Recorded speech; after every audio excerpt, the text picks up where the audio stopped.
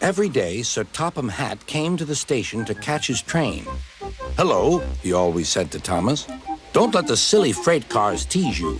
Remember, you have an important job as a special helper in the train yard."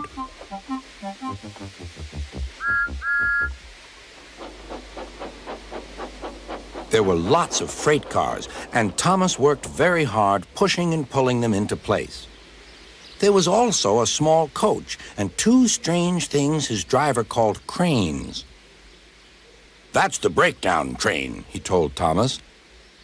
"The cranes are for lifting heavy things like engines and coaches and freight cars." One day, Thomas was in the yard. Suddenly, he heard an engine whistling. "Help! Help!" A freight train came rushing through much too fast. The engine was James, and he was frightened. His brake blocks were on fire. "They're pushing me! They're pushing me!" he panted. "On! On!" laughed the freight cars, still whistling, "Help! Help!" Poor James disappeared.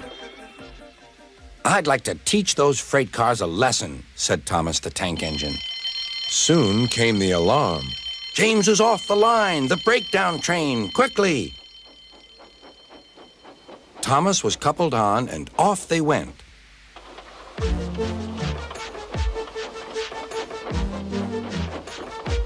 Thomas worked his hardest. "Hurry, hurry, hurry," he puffed.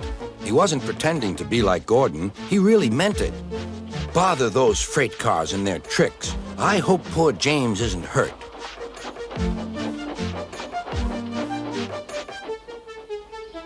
James's driver and firemen were feeling him all over to see if he was hurt.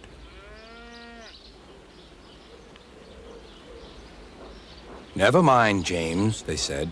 "It was those silly freight cars and your old wooden brakes that caused the accident." Thomas pushed the breakdown train alongside. Then he pulled away the unhurt freight cars. "Oh dear, oh dear," they groaned. "Serves you right, serves you right," puffed Thomas. He was hard at work, puffing backwards and forwards all afternoon. "This'll teach you a lesson, this'll teach you a lesson," he told the freight cars. And they answered, "Yes, it will, yes, it will."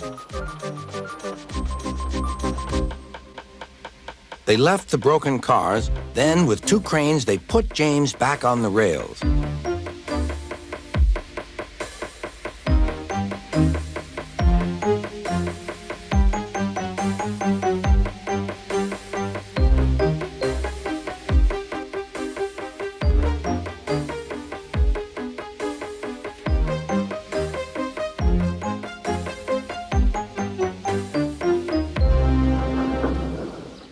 He tried to move, but he couldn't, so Thomas helped him back to the shed.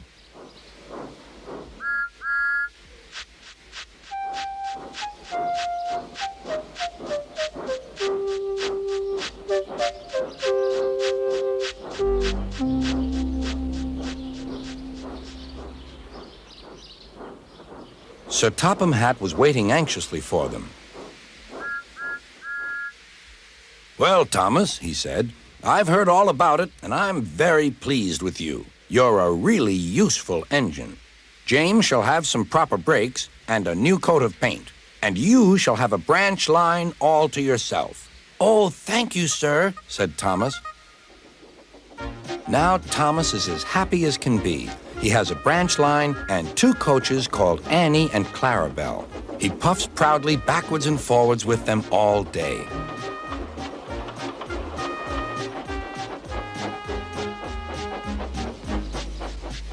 He is never lonely. Edward and Henry stop quite often and tell him the news.